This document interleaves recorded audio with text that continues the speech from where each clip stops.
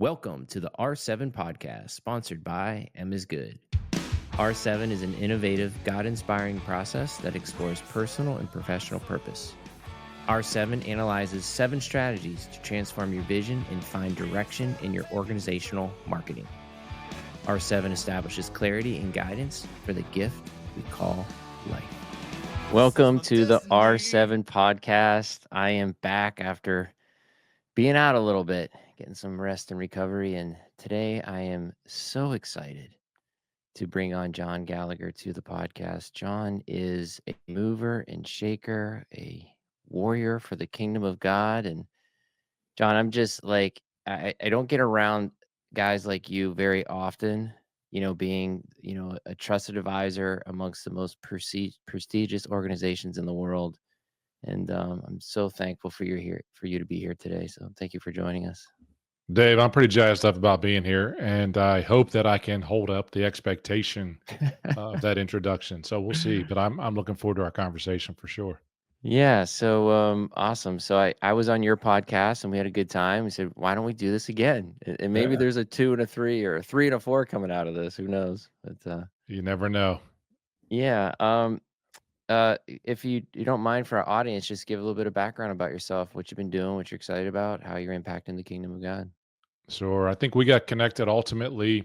I started my own consulting and coaching company back 5 years ago, Growing Champions. Prior to that, spent the majority of my career, if you will, inside of organizations focused on the Toyota production system, lean, continuous improvement, either on the leadership side. I was a division president for a pump manufacturing company, ultimately moved that into real estate for a little while and some of the things that I was learning.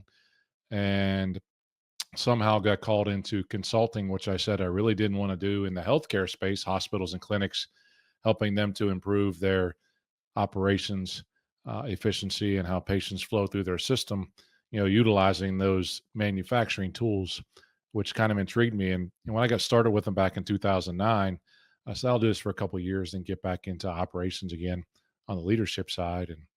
And that was 15 years ago. And I just found Mhm. that I continued to be pulled back into it and decided to go out and do it on my own 5 years ago. Pretty exciting.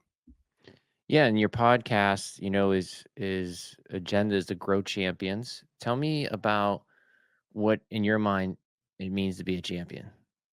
No, I love that. In terms of, and there was a good deal that went into the naming of the company, Growing Okay. Champions. Two different pieces that come into it to make it a fun story. When I was chatting with my wife, I had been coached by an organization called Building Champions for Okay. about 20 years, really, and so it was something that for me, I had learned a little bit about how they do things and added some of my own opportunities in it. And then my sons at the time were both attending Liberty University, and they were growing champions for Christ since Okay. 1971. Yeah. And my wife said, "Why don't you just call it Growing Champions as a company name?" I'm like, "Okay, that's what it is in terms of growing champions." But I think about that name, and you mentioned the podcast, the Uncommon Leader podcast. That champion is the one who is ultimately committed and intentional about being successful, regardless of where they get started on their journey. They make a choice, a tough choice that they want to do something difficult, and they do what they have to do to make that work. And we look at it in the form of success in the form of 6 spaces, not just in your vocation, which is one of those that's very important, but also with regards to your faith, fitness, or health, which is a big journey that I've been on the last several years, finances, friendships, and fun. Those 6 F's, if you will. And I tease vocation as future, that area of your life that you bear the fruit that you need to, so that you can continue to give back to others.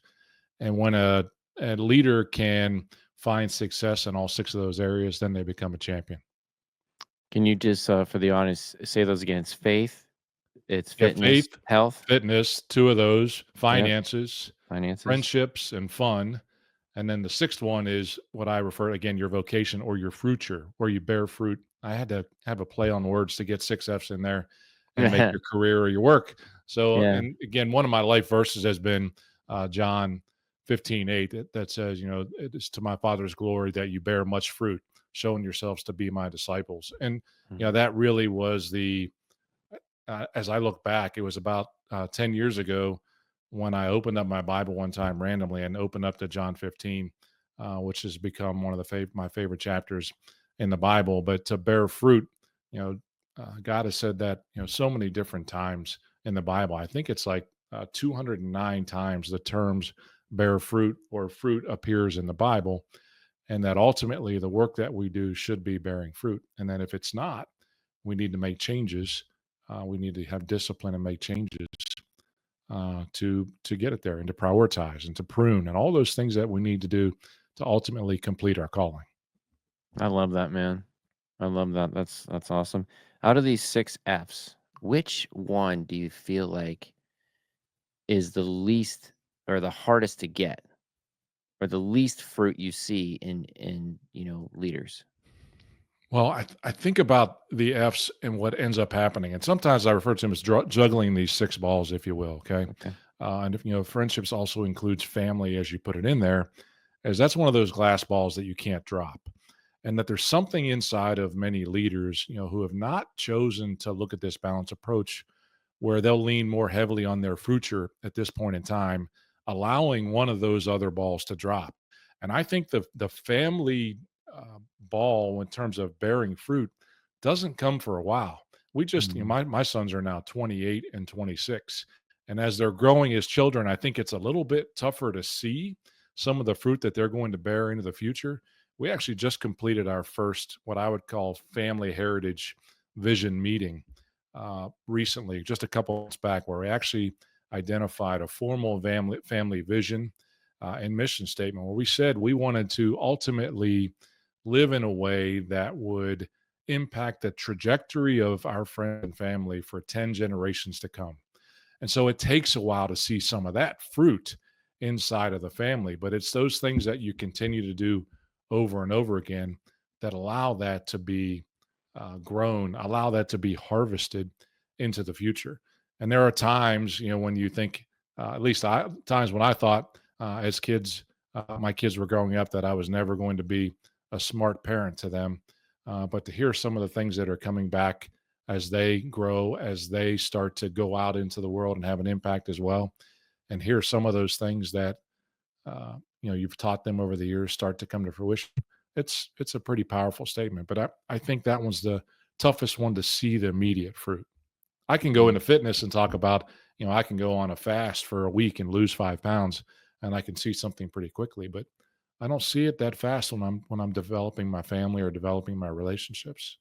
So it must be easy to change course if you can't see it right away. Hmm. Easy is a word that I don't use very often. I might say simple, but certainly not easy. But it's each of those 6 areas. When I do my coaching, I have individuals give themselves an assessment in each one of those areas. I have them develop a vision for each one of those F's inside of Mhm. their life and what it looks like 10, 15, 25 years out.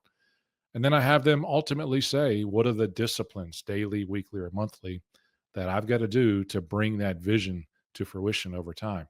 Why would I do that so much in my business and not choose to do that in these other important areas of my life? I don't know. But I think, balance is not something that I would say that all 6 have to be balanced, because I think we do go through seasons in our life where some may have to be more. But once again, that family ball is a glass ball that you can't find yourself dropping. It's going to break. Um, a lot of times I've heard the statement, we have to have balanced victory. Hmm. What would you say about that? But she said a balanced victory. Balanced victory. Balanced victory. Okay. Well, if I hear that term again, what I hear inside of it is that if we're only winning in one of those 6 areas, frankly, our success is not going to be sustainable, and our impact over our lifetime is not going to leave a legacy or the eternal impact we're looking to leave. The famous Maya Angelou quote is always, people won't remember what you said. They won't remember what you did. They'll remember how you made them feel. Yeah. And that Right. memory of how you made them feel doesn't occur all the time in just finances and your work. It's in other areas of your life that you start to make impact as well. Are you serving at church on a regular basis and building relationships and community with those individuals in home groups? Are you uh, narrowing your friendships down to just 2 or 3 key friendships in your life that you know if you had to call them at 2:30 in the morning, that they'd be there for you in a heartbeat. And so that, that balanced victory, I don't think that's a bad thing other than to say you have to recognize that all 6 of those areas are important. We've used a spider web to teach what that looks like in terms of the score, and you'd love to see that spider web, grow out in all areas the same way, but it doesn't always do that. It's something that, again, you might be growing more in one area of your life than you are, and then another. I love these 6 areas, and I think that, it gives clarity and direction when you're working with somebody and you get a Mhm. score and go, "Wow, if I'm really truly honest with myself here and I'm transparent and authentic, this is where I'm lacking." And, that's Absolutely. probably a great place to launch Well, from. I'd love to just ask the question off of those of what if? What if you just increase that score by 1 Mhm. point Yeah. inside of that assessment? What would that look like for you Yeah, and that's the power cool. that it has? It creates tremendous insight. That's awesome. Yeah. So, let's talk you mentioned servant leadership. Talk to the audience because that's not a popular I think servant leadership was popular probably 10 years ago. It's not real Mhm. popular right now. So talk to the audience about what servant leadership is in your mind. Yeah, I think of that, and it's well, whether it's servant or am I serving? That's one of the Okay. things that I look for big in terms of kingdom impact. Again, going back to scripture, and that's something in my journey, in my faith journey, really over the last 4 or 5 years, that's grown dramatically. But I look back and look at kingdom impact, how we can have kingdom impact, and First Peter 4 talks about this that we need to love each other, we need to offer hospitality, and we need to use the gifts that we've been given. He talks about those 3 things specifically if we're going to be successful, if you will, in God's eyes and making those things happen. And so, I just again put something on the front of that and ask, each of the leaders that I work with, how do you love your family? How do you love those that you work with? How do you offer hospitality? And how do you use the gifts that you've been given? We're all given a different set of gifts, but we're also all called to use them to His glory and to make that work. And so, if I can understand how I'm using my gifts in each of those 3 areas, then I would suggest that that would be a pretty good measure of servant leadership. Mm. Yeah. I was actually explaining this to my staff. See what you think of this. Probably about 2 weeks ago. I was saying, before this is when I recognized it or when I heard about it. Doesn't mean that this was the absolute when it happened, but before social media came in, and you and I have lived in that world, it's Mm-hmm. very much top down. You had the founder, the P, the VP, the EVP, the managers, the employees, and they would just dictate down with SOPs, standing operating procedures, and you would just do. And then what I saw was social media turned the whole triangle upside down because now everybody was accessible and servant leadership had a vacuum to grow. And Mm-hmm. so, in my mind, servant leadership is the leader saying, "How can I serve you? How can I help you become the best version of yourself?" It's not what I need you to do, it's how do we pull out your gifts to glorify the Lord with your talents and your abilities in this particular job. I want to serve you. Totally, totally different. No, I think you're absolutely right. And again, I think those successful leaders that lead there, they first make that decision. They have to develop themselves. And if they don't take care of themselves, they don't develop themselves as leaders. They can try to develop others on side of the inside of the team. But once they've made that decision, they're committed to their own personal growth. Then they can recognize that they're no longer the lid, as John Maxwell would talk about the Yeah. law of the lid. They're no longer the lid to the organization, and they can equip, they can inspire, they can encourage, which are really Mhm. the 3 verbs that I use for growing champions, those on their team to go farther than they would go on their own. Absolutely. Yeah, when you're serving other people, man, it becomes an empowerment and not I mean, to me, this is my 24th year of building M is good, and I think the first 10 years, it had to be all about me. Hmm. And, and the only way it gets done is if I'm in the room. And I've so let go of that and so have so much more peace, you know, for my life when I have the group saying, "Okay, this is how we're gonna move." Now there's some executive decisions we have to make every now and then, but for the most part, I wanna empower my people, man. I wanna let them go and get out of their way. I'm Good not stuff. the interviewer because I want to ask you a question on that one, but Yeah, go ahead. I'm Go not the ahead. interview. No, I mean, yeah, as you say that in terms, as you say, those first 10 years, it was all about you and then it switched. Was there a catalyst for you? Was there a moment? Was there an aha moment or an awareness that said, I can't do this on my own? Well, I knew I wanted to grow my business, but I was getting stuck on Hmm. how much I could stay up late and think and change. And I realized that I just have to empower my clients and empower my employees, and not have group think, but like just get out of my own way. And I still struggle with it. And now when I coach other executives, I think we talked about this on the first podcast when we were is your flap, your fear, loss, anger, pride. Mm. It gets in the way. That's what I was gonna ask you is what gets in the way of allowing yourself to serve even in your 6 F's, like how I would say that it comes back to your insecurity. I don't know, what do you think?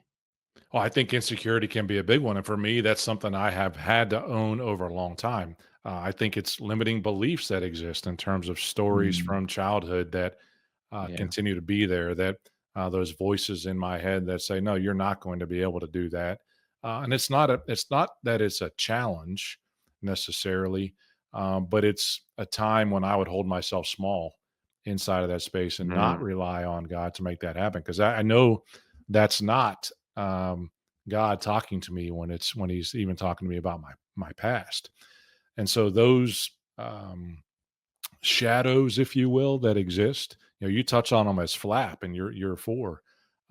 Ambition is one of those things that gets in mhm, the way of being successful and developing others. You touched on it a little bit. Hey, if I'm going to be successful and it's going to be my company, then I'm going to, grow fast. And I find mine, I turn around and I can't see nothing but smoke. I'm not taking anybody else with me on that journey. I mean, it's just me. And so you touched on this because you mentioned the SOPs as well. I believe to have kingdom impact, and this is something that I teach at a very high level to business leaders and certainly kingdom business leaders with regards to those who want to have kingdom impact, is that developing self and developing team, those two things have to happen first for the structures and processes, which is really the third step, development of structures and processes.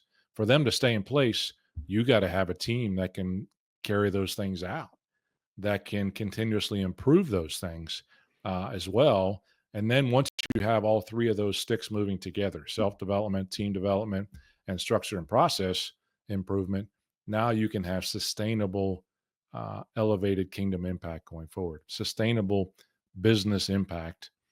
Some people will define it as profitability, but some people will define, you need to make money as a business. And sometimes we see things a little bit opposite as kingdom impact means it's not okay to talk about profit. That's just not true. But if mhm. you're going to make a kingdom impact, you've got to run a successful company. Absolutely. I wanna go back to something you said here that this hit that what you said this a couple minutes ago and just hit me, man, because I was in a meeting, last week and a client brought this up, and I just wanna before I tell the story, I wanna hear what Mhm. you think about it. When you said you hold yourself small, Hmm. what does that mean?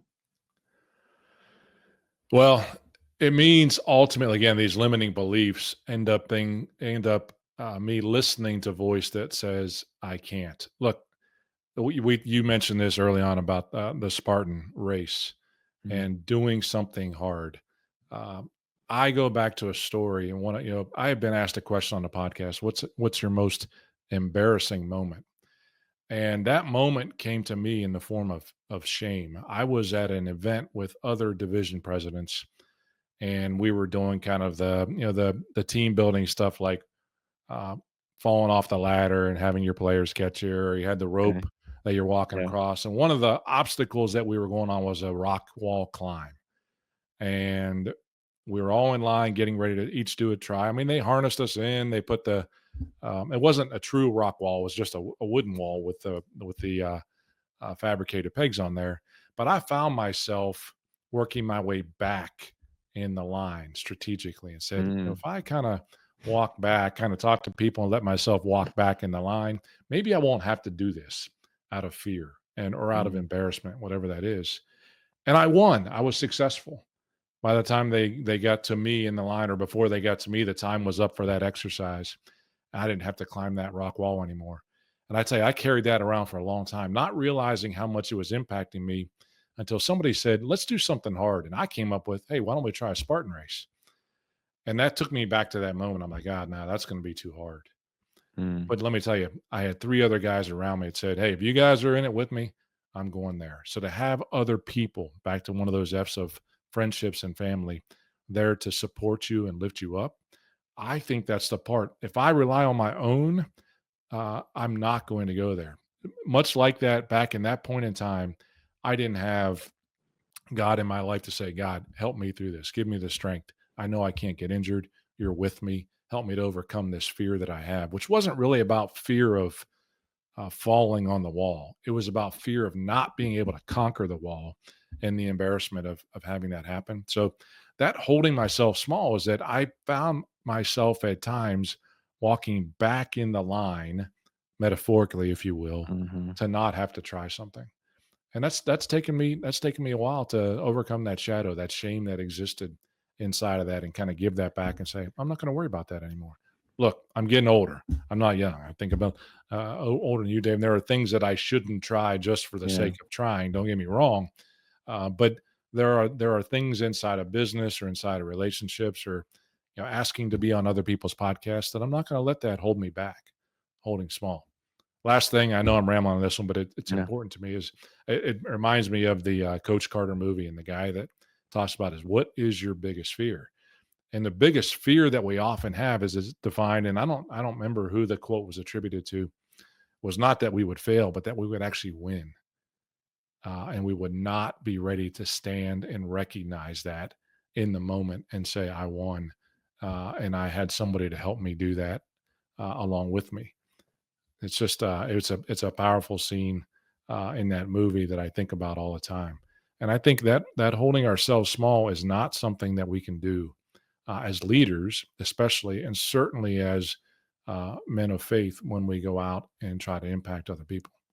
I know the scene you're talking about in Coach Carter, and I get choked up every time I could see that Yeah, scene, so and do I. man, wow, it's a powerful scene. Yep. Um, what an incredible mindset that you have. I think in awareness of just becoming the best version of yourself and being able to challenge yourself. Like that's awesome, John. Thank you. I hope to share that and carry that myself. I I've kind of looked at it differently in terms of doing something hard.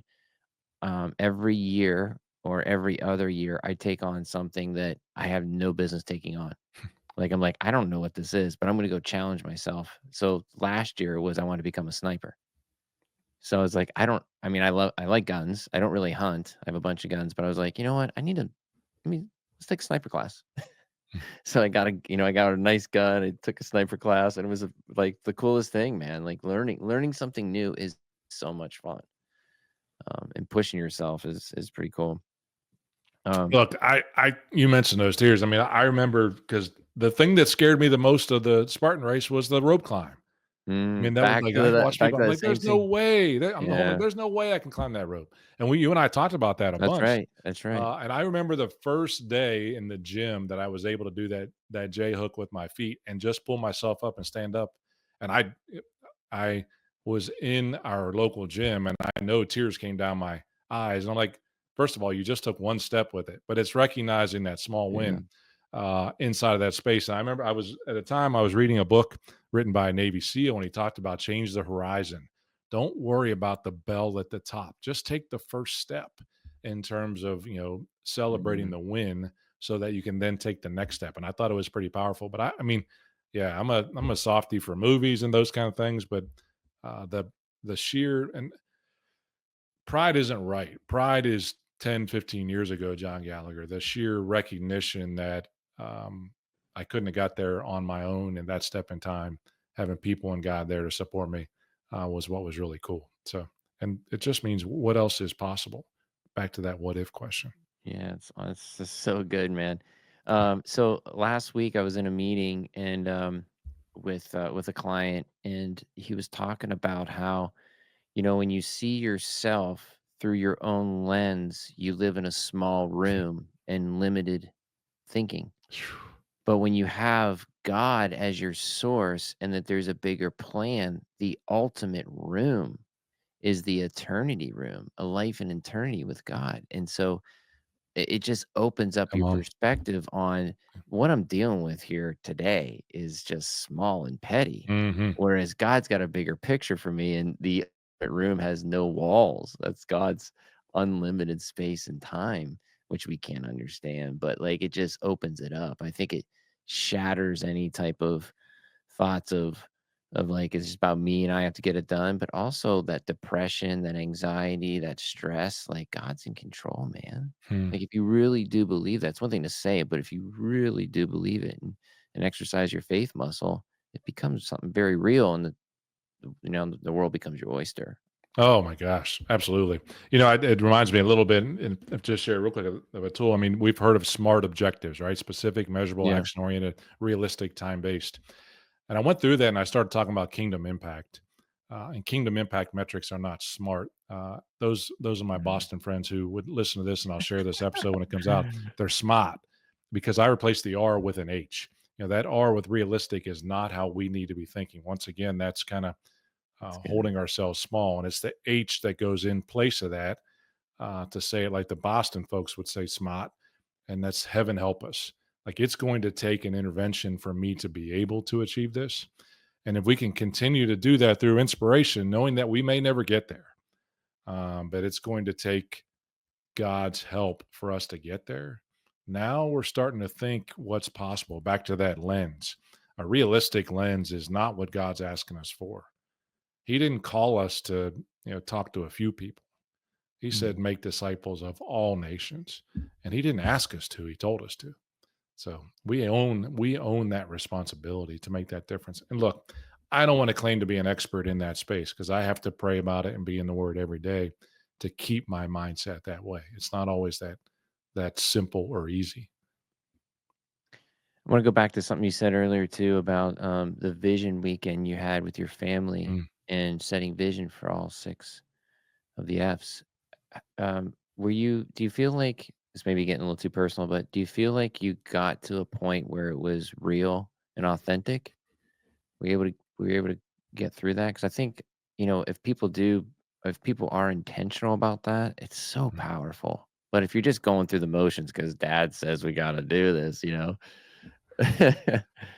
So I teed it up with a note to him beforehand, Okay. absolutely. In terms of, it was really because I think, hey, we're going to do this vision casting meeting, and we're going to fly you in, and we're going to have this, and they're like, oh God, Dad's going to tell us he's going to die, or whatever it is, and or again, we're going to be going through some religious exercise or whatever it is, but really tried to say that, you know, I have a vision for myself to live a certain way, and um, I don't want to hold that back from you in terms of what that is. I don't want to back to, you know. So that statement about, yeah, Dad just wants us to go through this. Did some Right. of that exist? I think there was probably some of that there, absolutely, in terms of understanding it. But I wasn't going to allow myself to walk back in that line further, like that, That's and good. say, "Oh, I'm not going to do it. I'm going to wait. I'm going to wait. I'm going to wait. Maybe my time will run out, and we won't have to do it." No, no, no. If I want to have the impact that I want to have, and we developed that vision statement, my wife and I did, and then our sons helped us to improve that statement.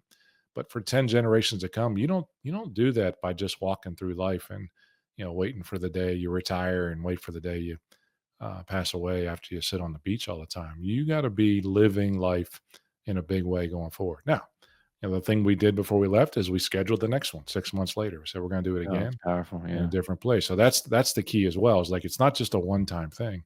This has got to become part of a discipline as a family that we go through. So we'll take it a little bit deeper next time in terms of defining that.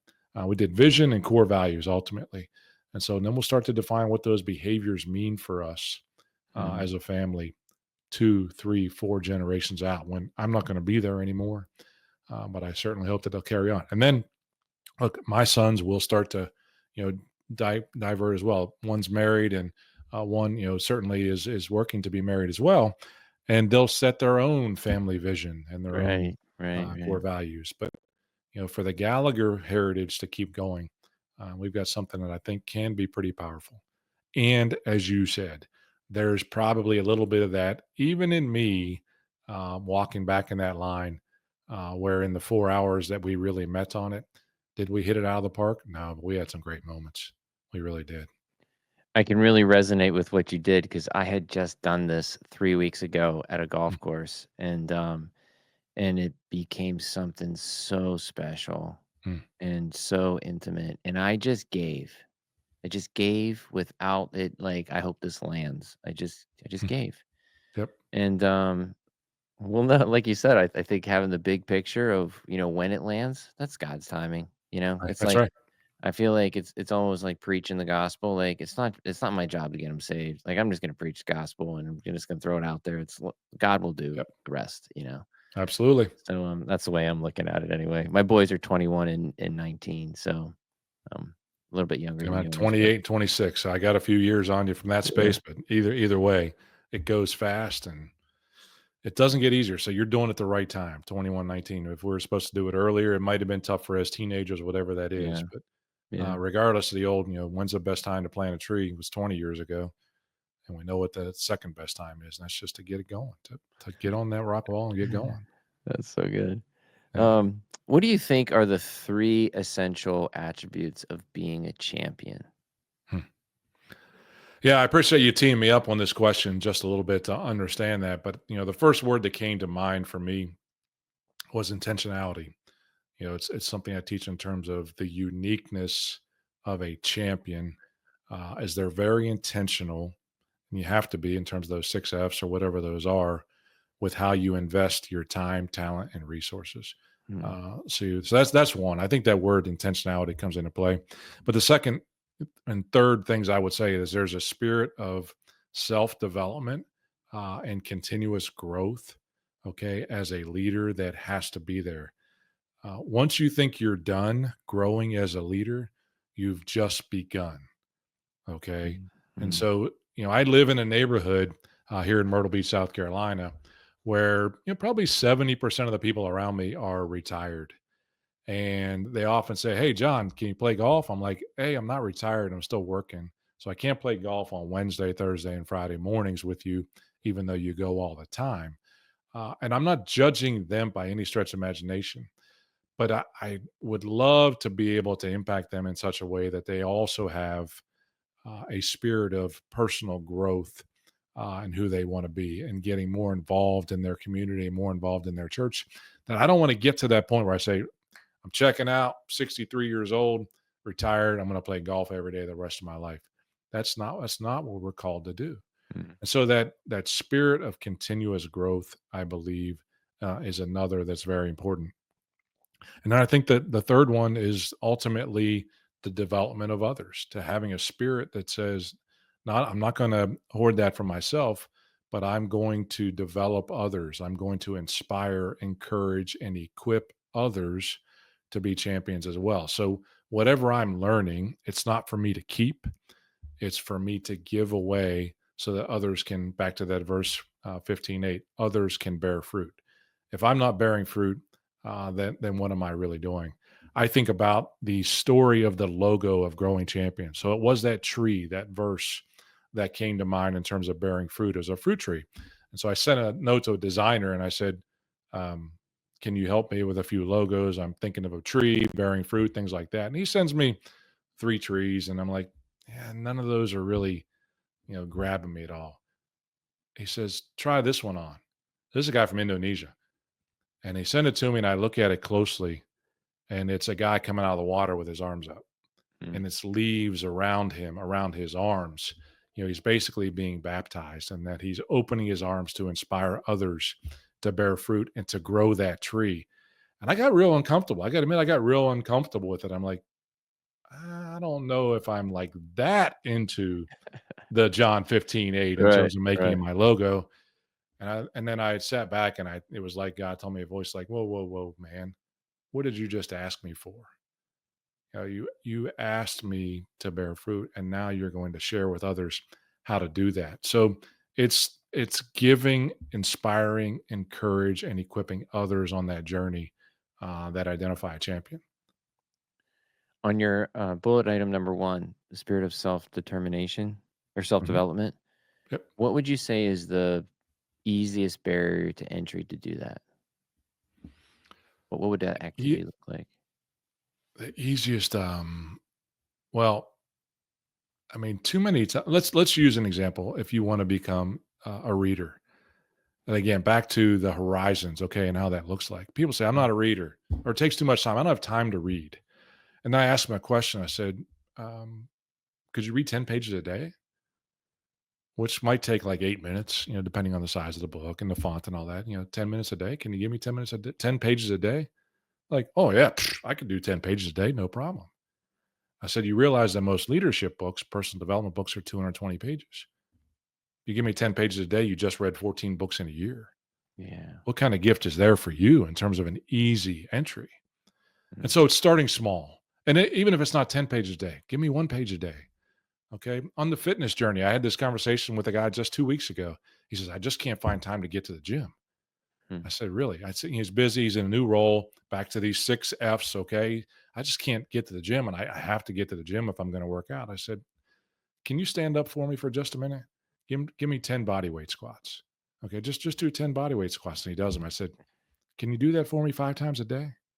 Like, just stand up in the middle of a meeting, just do 10 body weight squats." So I had, it was so funny. I had a journey with my trainer when I was on my 80-pound weight loss journey about 7, 8 years ago now.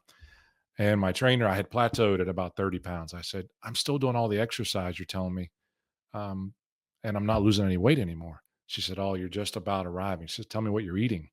We started to go through what I had eaten over the last week, and she literally belly laughed on the floor, laughing at me in terms of what I was eating. She said, "You now have got to start working on your nutrition to make that happen." She said, "But don't try to go on some huge diet that's going to mm, get you there. Okay. Just pick one thing. Like, what do you really have to have that you know isn't really healthy that you eat all the time?" I said, "I probably eat French fries 5 days a week." She said, "Stop eating French fries." And that became the hashtag for me. Stop eating French fries. Replace it with eat everything else that you're eating, desserts and all that, right. but just stop eating French fries. And it became, again, that hashtag, "stop eating French fries," became powerful me that the French fries represent all those bad habits that we have that get in our way. The doom scrolling on Instagram, okay? The snooze button on the phone that we hit on a daily basis. All those things that are there. So it's starting small in terms of understanding how you're going to change. Look, the first step, and you talk about it in your R7 as well, really is identifying the destiny. Where do I want to go? You Yeah. get a powerful vision of where you want to go, dude. You'll get up and you won't hit that snooze button anymore. So that's a part of it. But the easy barrier to entry is just pick something small that you want to move It's toward. so good. It's so good. I told my boys during this leadership weekend that I had with them, the vision weekend, I said, I brought in a big bag of books. And I said, I know how to build a company and Mm, have it be successful in 24 years. These are the books that I read. And I said, all leaders are readers, but not all mm. readers are leaders. For you to build a big organization, you're going to have to read. And one of my sons, my oldest one, said, "Why? When I can just chat GPT it." I And said, how "Well, do you you are debate with tech that? Absolutely. But yeah. right." I said, "Well, you are technically reading. So there, you're reading the chat GPT. It's one step at a time, John. One step at a time." Absolutely. Why read um, when I can just gummit? But they I gotta be know. good at writing the prompts in there to make that happen. Yeah, That's a response I hadn't heard. That's that age group that'll do that. Absolutely. exactly. Hey, So that's really cool. I was kind of serving you up a softball there because it is reading. The easiest yeah, barrier to entry is to read, man. yeah, Yeah. absolutely. Early on in my career, I didn't like who I was. I played pro hockey and I was like, I just didn't like me. And I had a mentor and he said, "Listen, man, turn off the TV for the next 2 years. Here's the books you need to read." And I Mhm. did. I read 24, 26 books in 2 years. I turned off the TV, man. And it changed my Oh, life. absolutely. I always And whether forget it's about ChatGPT or not, I love the tactile feel of a book, and that's what it takes yeah. sometimes is that mentor. Look, don't get me wrong. The first book, that leadership book that I read, I was 26 years old. It was given to me by a mentor. He said, "I'll walk through every chapter with you," and he did. The Mm, 21 Irrefutable Laws of Leadership by John Maxwell, and I was yes. hooked. I was like, "Wow." I thought I'd stop reading after I got out of college and engineering, and I had committed myself to never reading again. And I'm like, whoa, this stuff is really good. Like I've never heard this before. Right? It's just awesome, powerful, absolutely.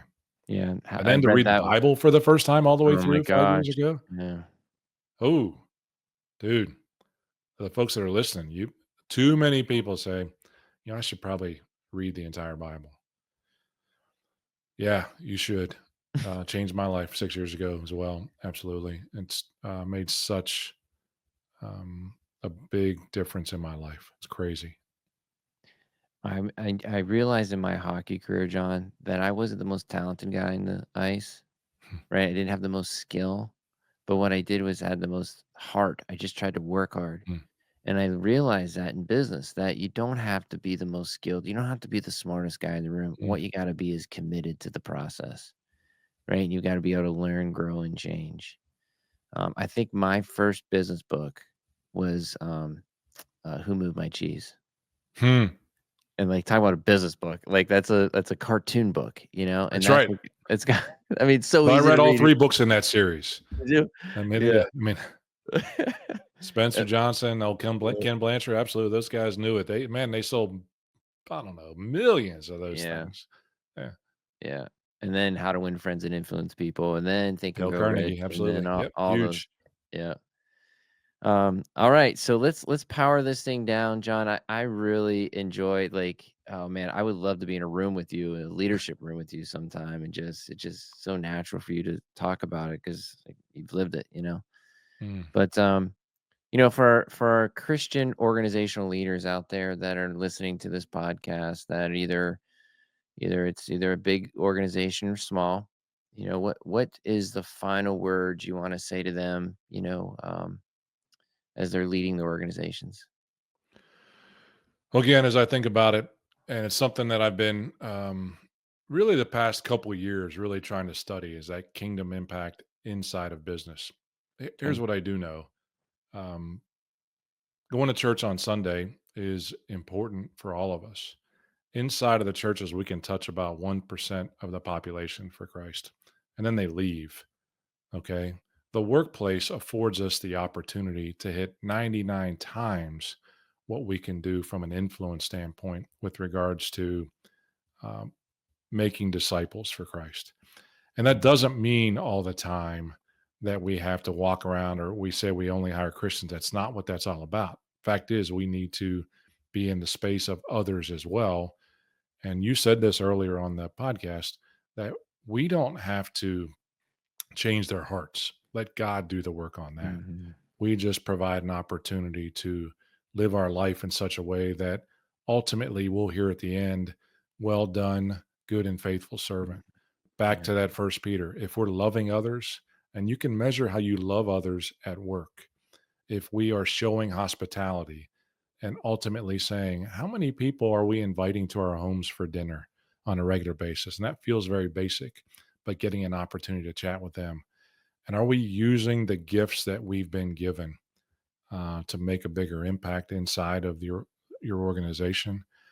I think that the impact in the millions of people for Christ is inside the workplace and can be more impactful than the Mhm. church.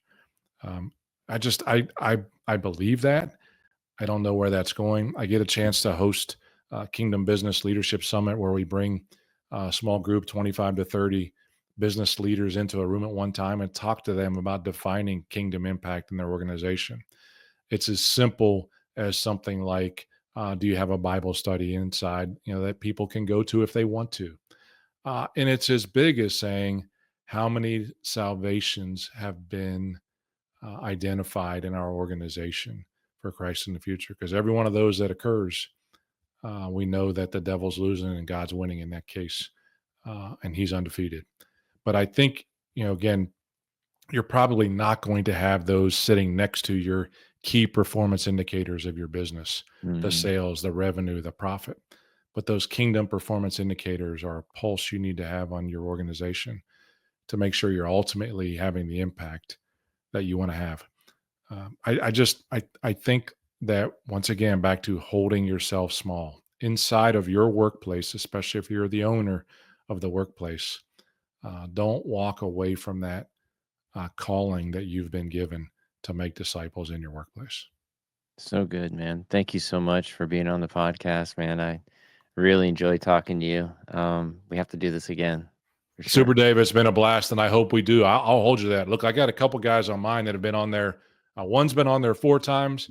2 of them have been on 3 times. And when they get to 5, they get the coat, the 5-timer jacket. I haven't bought the jacket yet, but we got to get them on there so that they can It's the have it. spiritual coat. Saturday Night Live. It's a spiritual 5-timer jacket. That's Absolutely. That they've been on the show. But I'd love to have you on there again to see how you're continuing to grow. Yeah. That's the question I love to ask them. How have you grown since the last time we talked? That's Right, to good. being intentional about how you grow. You're making a difference, Dave, in what you're doing. Okay. M is good, and your organization really powerful with this podcast and what you're trying to do to impact others as well. You're doing good things, man. And I know that that's going to be recognized in the future. So thank you so much for the opportunity to chat with you. Thanks again for joining us. I want to give special thanks to our sponsor, M is Good. If you want to learn more about M is Good, go to misgood.com. Join us again next week as we continue to uncover the secrets to success with faith-based testimonies and the power of R7. Remember, destiny awaits, but time does not.